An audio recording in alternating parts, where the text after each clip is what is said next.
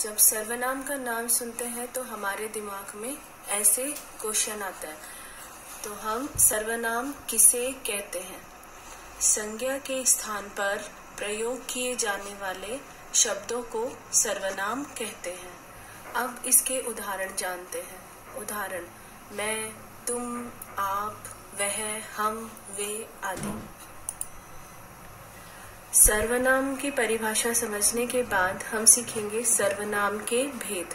सर्वनाम के भेद 6 होते हैं: पुरुषवाचक सर्वनाम, निजवाचक सर्वनाम, निश्चयवाचक सर्वनाम, अनिश्चयवाचक सर्वनाम, प्रश्नवाचक सर्वनाम, संबंधवाचक सर्वनाम। सबसे पहले पुरुषवाचक सर्वनाम।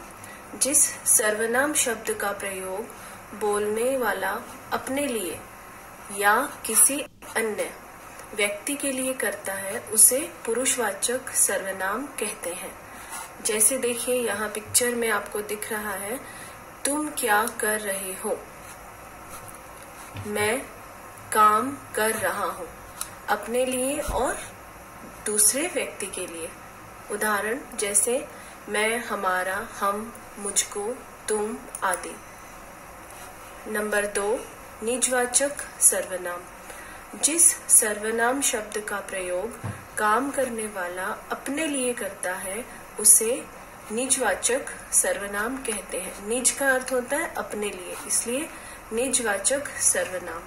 जैसे इस पिक्चर में आपको दिख रहा है, बच्चा किताब पढ़ रहा है।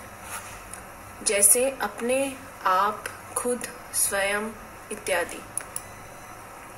नंबर 3, निश्चयवाचक सर्वनाम।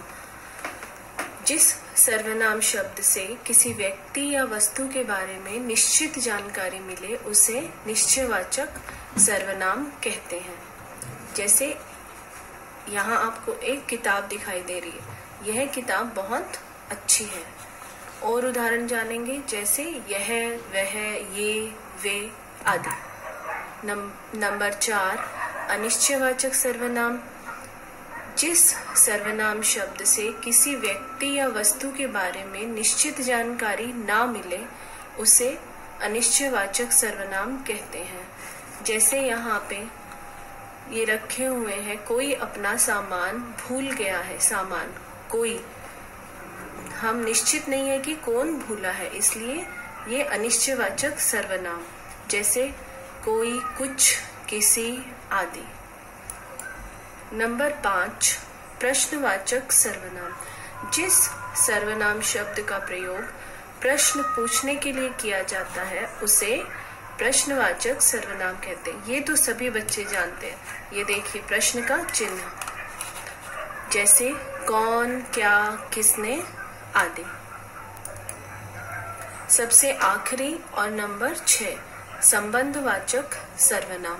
जिस सर्वनाम शब्द से वाक्य के एक शब्द का दूसरे शब्द से या दूसरे वाक्य से संबंध पता चलता है, संबंध मतलब रिलेशन पता चलता है, उसे संबंधवाचक सर्वनाम कहते हैं। देखिए यहाँ पे पिक्चर में, जैसा करोगे वैसा भरोगे। और उदाहरण जैसे जो, जिसकी, जिसने, जैसा, वैसा आदि। ये थे हमारे 6 सर्वनाम के भेद और उनकी परिभाषा उदाहरण के साथ, जो आज आपने यहाँ पे सीखी। धन्यवाद।